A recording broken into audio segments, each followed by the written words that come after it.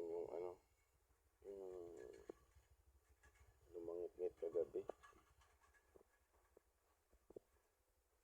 Ayun. Hala. Ayan. Ayan guys. Ayan na, nakatumba na pala to. Takas kasi ng hangin dito guys. Oh.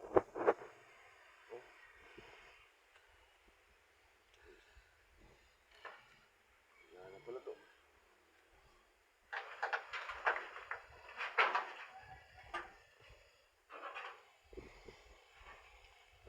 Laglag nito guys. Takas kasi ng hangin dito. Gigiba na yung bahay namin.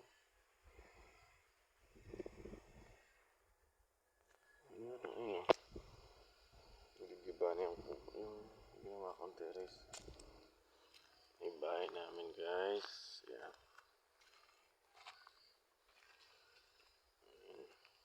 Ito pa pala isa.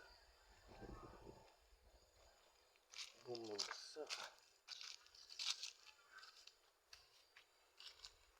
Guys, ito pa pala. Bumagsak. Bumagsak tong lakas kasi ng hangin dito sa amin eh. Wala na